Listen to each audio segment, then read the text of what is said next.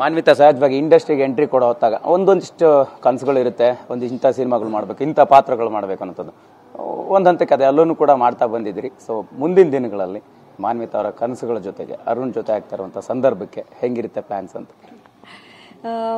Honest ಆಗಿ ಹೇಳಬೇಕು ನಿಜವಾಗಿ, ನೀವು ನನ್ನ ಮೊದಲಿಂದನೂ ನೋಡಿದ್ದೀರಾ. ಸೊ ನಾನು ತುಂಬ ಸ್ಟ್ರೇಟ್ ಫಾರ್ವರ್ಡು, ಯಾವುದೇ ಮನಸ್ಸಲ್ಲಿ ಇಟ್ಕೊಳ್ಳಲ್ಲ, ಹಿಂದೆಯಿಂದ ಮಾತಾಡೋ ಅಭ್ಯಾಸ ಅಲ್ಲ, ಏನೇ ಇದ್ರೂ ಏನೋ ಮುಕ್ತವಾಗಿ ಮಾತಾಡೋ ಒಂದು ವಿಚಾರಗಳು ಯಾವುದೇ ವಿಚಾರ ಆಗಿರಲಿ. ಆ್ಯಂಡ್ ನಾನು ಯಾವತ್ತೂ ಕೂಡ ಪ್ರತಿ ಸತಿನೂ ಬಂದು ಪ್ರೆಸ್ ಮೀಡಿಯಾದಿಂದ ಎದುರುಗಡೆ ಕೂತ್ಕೋಬೇಕು ಅಥವಾ ನೀವೆಷ್ಟೇ ಪ್ರೋಗ್ರಾಮಿಗೆ ಇನ್ವೈಟ್ ಮಾಡಿ ಎಷ್ಟೋ ಸತಿ ನಾವೇ ಜಗಳ ಆಡ್ಕೊಂಡಿದ್ದೀವಿ, ನೀವು ಬರಲ್ಲ ಅದು ಇದು ಅನ್ನೋ ಥರದಲ್ಲಿ. ಬಟ್ ಆ ಅಟೆನ್ಷನ್ ನನಗೇನಂದರೆ ಕೆಲಸ ಮಾಡಿದಾಗ ಮಾತ್ರ ಯಾವುದೇ ಅಟೆನ್ಷನ್ ಸಿಗಬೇಕು ಅನ್ನೋ ಥರದಲ್ಲಿ.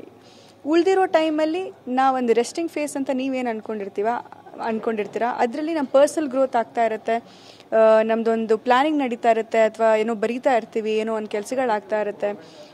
ಎಷ್ಟೋ ಜನರಿಗೆ ಅಂದರೆ ನಾವೀಗ ಜನರಿಗೆ ಗೊತ್ತಾಗೋದು ನಾವು ಸೋಷಿಯಲ್ ಮೀಡಿಯಾದಲ್ಲಿ ಏನು ಹಾಕ್ತೀವಿ ಅಥವಾ ಮೀಡಿಯಾದಲ್ಲಿ ಏನು ತೋರಿಸ್ತೀವಿ ಅಷ್ಟು ಮಾತ್ರ ನಮ್ಮ ಜೀವನದಲ್ಲಿ ಏನಾಗ್ತಿದೆ ಗೊತ್ತಿರುತ್ತೆ.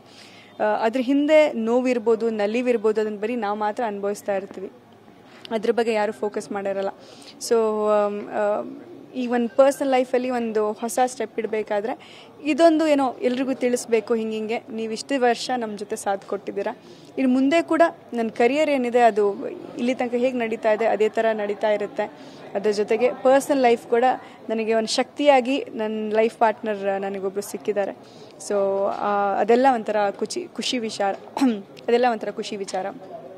ಎಸ್ ಅರುಣ್, ಅಂದರೆ ಒಂದಿಷ್ಟು ವಿಚಾರಗಳನ್ನ ಹಂಚ್ಕೊಳ್ತಾ ಇದ್ರಿ. ಅಂದರೆ ನಟನೆಯ ನಂಟಿಲ್ಲ ಅಂದರೂ ಕೂಡ ಫ್ಯಾಮಿಲಿಗೆ ಸ್ಯಾಂಡಲ್ವುಡ್ನ ಸ್ಟಾರ್ಗಳಾಗಿರ್ತಕ್ಕಂಥ ದರ್ಶನ್ ಸರ್ ಆಗಿರ್ಬೋದು ಮತ್ತು ಯಶ್ ಅವರ ಒಂದು ಎನ್ವಿರಾನ್ಮೆಂಟ್ ಕೂಡ ನಿಮ್ಗೆ ಆವಾಗಿಂದನೂ ಕಂಡಿತ್ತು, ಅವರ ಬೆಳವಣಿಗೆಯ ದಿನಗಳು ಅನ್ನುವಂಥದ್ದು. ಸೊ ಅದನ್ನು ಹೆಂಗೆ ನೆನಪು ಮಾಡ್ಕೊತೀರಾ? ಕಡೆಗೂ ನೀವು ಕೂಡ ಒಂದು ರೀತಿ ಇಂಡಸ್ಟ್ರಿಗೆ ಕನೆಕ್ಟ್ ಆದ್ರಲ್ಲ, ಹೇಗೆ ಅಂತ?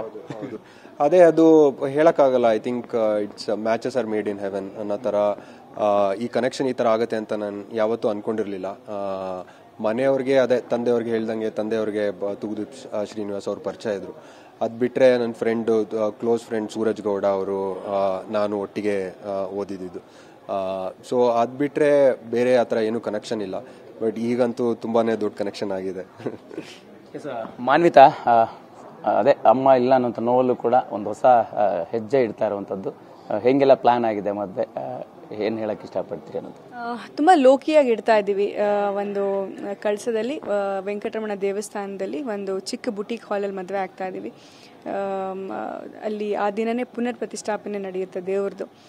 ತಿರುಪತಿ ಆದಮೇಲೆ ಆ ಸಾಲಿಗ್ರಾಮ ವಿಗ್ರಹ ಇರೋದು ಆ ದೇವಸ್ಥಾನದಲ್ಲೇ ಅಂತ. ಅದರ ಮುಂಚಿನ ದಿನ ಒಂದು 29th ಒಂದು ಚಿಕ್ಕದಾಗೆ ನಮ್ಮ ಫ್ರೆಂಡ್ಸ್ ಆ್ಯಂಡ್ ಫ್ಯಾಮಿಲಿಗೆ ಒಂದು ಐಸ್ ಬ್ರೇಕಿಂಗ್ ಸೆಷನ್ ಥರ ಚಿಕ್ಕದಾಗಿ ಮೀಟ್ ಆ್ಯಂಡ್ ಗ್ರೀಟ್ ಥರ ಮಾಡ್ತಿದ್ವಿ. ಆ ದಿನ ಹಳದಿ ಮೆಹಂದಿ ಶಾಸ್ತ್ರ ನಡೆಯುತ್ತೆ. ಅದಾದಮೇಲೆ 30th ಸಂಗೀತ್ ಮತ್ತು ನಮ್ಮ ಕಡೆ ಫುಲ್ ಮುದ್ದಿ ಅಂತ ಕರಿತೀವಿ, ಅದು ನಡೆಯುತ್ತೆ. May 1ನೇ ತಾರೀಕು ಮದುವೆ. ಫೈನಲಿ ಅಂದರೆ ಒಂದು ಇಂಡಸ್ಟ್ರಿ ಲೈಫ್ ಲೀಡ್ ಮಾಡಿ ನಂತರ ಈಗ ವೈವಾಹಿಕ ಜೀವನ ಕಾಲ ಇಡ್ತಾ ಇದ್ರಿ. ಅರುಣ್, ಅದೇ ಮಾನ್ವಿತಾ ಅವ್ರು ನಿಮ್ಮ ಹತ್ರ ಹೇಳ್ಕೊಂಡಿರ್ತಕ್ಕಂಥ ವಿಚಾರಗಳ ಬಗ್ಗೆ, ಕನಸುಗಳ ಬಗ್ಗೆ ಅವ್ರಿಗೆ ಹೆಂಗೆ ಸಹಕಾರ ನೀಡುವಂಥ ಪ್ಲಾನ್ ಇದೆ ಅನ್ನುವಂಥದ್ದು? ಯಾಕಂತಂದ್ರೆ ಅವ್ರ ಸಿನಿಮಾಗಳ ಬಗ್ಗೆ ಅವ್ರಿಗೆ ತುಂಬಾನೇ ಲೈಫಲ್ಲಿ ತುಂಬಾನೇ ಮಾಡಬೇಕು ಅನ್ನೋ ತುಂಬ ಆಸಕ್ತಿ ಇದೆ. ಅವ್ರಿಗೆ ಡೈರೆಕ್ಷನ್ ಮಾಡಬೇಕು ಅಂತ. ಅವ್ರಿಗೆ ಅದು ಎಲ್ಲ ಇದರಲ್ಲೂ ನಾನು ಸಪೋರ್ಟ್ ಮಾಡೋಕ್ಕೆ ನಂಗೆ ತುಂಬಾ ಇಷ್ಟ ಇದೆ. ಒಬ್ಬರಿಗೆ ಡ್ರೀಮ್ಸ್ ಅನ್ನೋದು ಇದ್ದಾಗ ಅದನ್ನು ಸಪೋರ್ಟ್ ಮಾಡಲೇಬೇಕು. ಎಷ್ಟೊಂದು ಜನಕ್ಕೆ ಅದು ಇರೋದೇ ಇಲ್ಲ, ಸುಮ್ಮನೆ ಆರಾಮಾಗಿ ಹೆಂಗೋ ನಡೀತಾ ಇರುತ್ತೆ ಜೀವನ. ಬಟ್ ಯಾರಿಗೋ ಒಬ್ರಿಗೆ ಒಂದು ವಿಷನ್ ಅಂತ ಇದ್ದು ಇದು ಮಾಡಬೇಕು ಅಂತ ಇದ್ದಾಗ ಅದು ವಿಷನ್ ಇರೋದೇ ದೊಡ್ಡ ವಿಷಯ. ಅದನ್ನ ಎಕ್ಸಿಕ್ಯೂಟ್ ಮಾಡೋದಕ್ಕೆ ಅದೇನೇನು ಥರ ಹೆಲ್ಪ್ ಆಗಬೇಕೋ ನಾನು ಹೆಲ್ಪ್ ಮಾಡೋಕ್ಕೆ ಪೂರಾ ರೆಡಿ ಇದ್ದೀನಿ. ಅವರ ಸಿನಿಮಾ ಮತ್ತು ಅವರ ಪಾತ್ರಗಳ ಬಗ್ಗೆ ಹೇಳುವಂಥದ್ದು, ನಿಮಗೆ ಯಾವ ಸಿನಿಮಾ ಇಷ್ಟ ಅದನ್ನು ಮಾತಾಡಿದ್ರಿ, ಬಟ್ ಆದರೂ ಕೂಡ ಅದೇ ನಾನು ಕೆಂಡಸಂಪಿಗೆ ನೋಡಿದ್ದೀನಿ. ಕೆಂಡಸಂಪಿಗೆ ತುಂಬಾ ಇಷ್ಟ ಆಗಿದೆ. ಅದೇ ಇನ್ನು ಬೇರೆ ಮೂವಿಗಳೆಲ್ಲ ಇನ್ನು ನೋಡೋದಿದೆ ನಾನು. ಮಾನ್ವಿತಾ, ಅರುಣ್ ಅವ್ರನ್ನ ಫಸ್ಟ್ ಭೇಟಿ ಮಾಡಿದಂಥ ಸಂದರ್ಭ ಮತ್ತು ಅವರ ಜೊತೆಗಿದ್ದಂಥ ಸಂದರ್ಭ ಅದೆಲ್ಲವನ್ನು ಕೂಡ ಹೆಂಗೆ ನೆನಪು ಮಾಡ್ಕೋತೀರಿ ಈ ಸಂದರ್ಭ? ನನಗೆ ಒಂದಿಷ್ಟ ಆಗಿದ್ದು ಅವ್ರ ಸಿಂಪ್ಲಿಸಿಟಿ ಮತ್ತು ಮ್ಯೂಸಿಕ್ ಬಗ್ಗೆ ಇರುವಂತಹ ಇಂಟ್ರೆಸ್ಟು. ಅದಾದಮೇಲೆ ಎಷ್ಟೋ ವಿಚಾರ ನನಗೆ ಗೊತ್ತಿಲ್ಲದಿರೋ ವಿಚಾರ ಅವ್ರಿಗೆ ಗೊತ್ತಿರೋದ್ರಿಂದ ಅವ್ರ ಹತ್ರ ತಿಳ್ಕೊಳ್ಳೋ ಅಂಥ ಒಂದು ಆಪರ್ಚುನಿಟಿ ನನಗೆ ಸಿಗುತ್ತೆ. ಇನ್ನು ಪ್ರತಿ ಸತಿ ಏನಂದರೆ ನಾನು every time I should be very dominating and I always used to sort of be like okay.